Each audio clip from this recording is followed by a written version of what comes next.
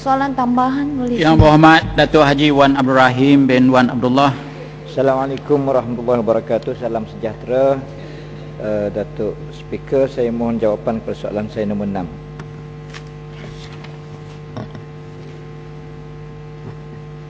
Terima kasih kepada Yang Berhormat Kota Baru. Tuan Ketua, harga komoditi utama seperti sawit, getah, koko dan lada berada di paras yang tinggi buat ketika ini.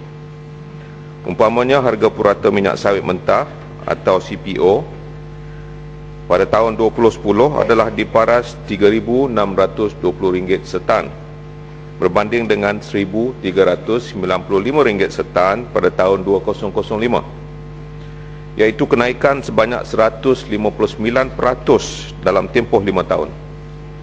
Bagi tempoh Januari hingga Februari 2011 pula, harga purata CPO adalah RM3,789 berbanding RM2,532 dalam tempoh yang sama pada tahun 2010. Usaha-usaha yang diambil bagi memastikan harga sawit terus kekal di paras yang tinggi meliputi: pertama, mengimbangi penawaran minyak sawit dengan menggalakkan penanaman semula pokok sawit yang berusia lebih 25 tahun dan tidak produktif. Kedua, melaksanakan program B5, iaitu adunan 5% biodiesel sawit dengan minyak diesel fosil. Ketiga, memperuntukkan kuota untuk ekspor minyak sawit mentah tanpa duty. Keempat, meningkatkan aktiviti penyelidikan dan pembangunan bagi penghasilan produk-produk bernilai tambah baru berasaskan sawit. Dan kelima, menerokai pasaran-pasaran baru dan memperkukuhkan pasaran sedia ada. Tuan Ketua, harga getah pula grade SMR 20 telah meningkat daripada RM5.23 sekilo pada tahun 2005 kepada RM10.58 sekilo pada tahun 2010. Paras tertinggi dalam sejarah yang telah dicapai adalah RM17.17 sekilo, iaitu pada 18 Februari 2011. Bagi tempoh Januari hingga Februari 2011, harga purata grade SMR 20 adalah RM16.29 sekilo.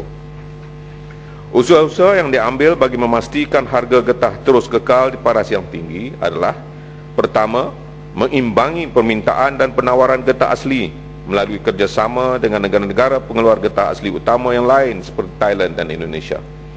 Kedua, pemantauan aktiviti pasaran getah antarabangsa oleh kumpulan pakar daripada Malaysia, Thailand dan Indonesia.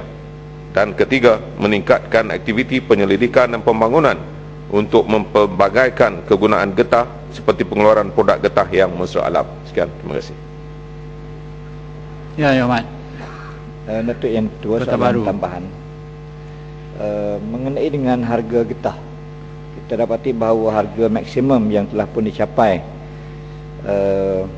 yang disebutkan oleh Timbalan Menteri sekejap tadi, RM17.17.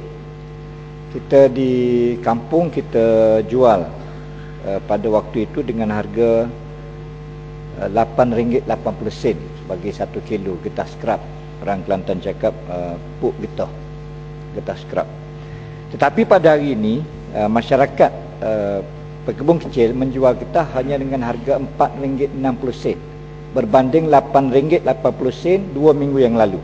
Apakah dalam masa 2 minggu ini, apakah usaha yang dibuat oleh kerajaan bagi memastikan bahawa penurunan harga getah yang begitu ketara tidak akan menimbulkan kesan-kesan buruk kepada pekebun kecil seperti mana berlaku lebih kurang 10 tahun dulu apabila harga getah jatuh ke paras 35 sen 1 kilo. Terima kasih. Terima kasih Yang Berhormat. Kita sedar kerajaan sentiasa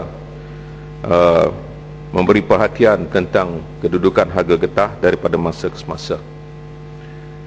Kita kena juga sedar bahawa harga getah ini adalah sesuatu yang kita tidak mahu meningkat ketara sekali sehinggakan banyak pembeli-pembeli atau pengguna natural rubber atau getah asli menukarkan dan menggunakan getah sintetik. Sebab itu kita sentiasa mahu melihat supaya harganya stabil dan tidak terlampau tinggi dengan harga sintetik raba.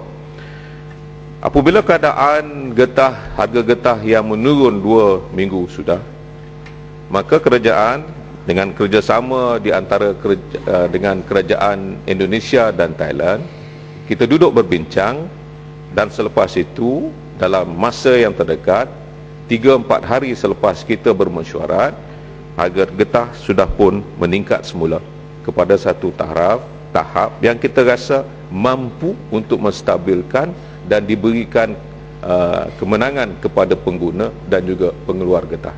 Jadi harga hari ini adalah satu harga yang agak stabil, yang agak berjumlah lebih kurang RM13 sekilo. Terima kasih.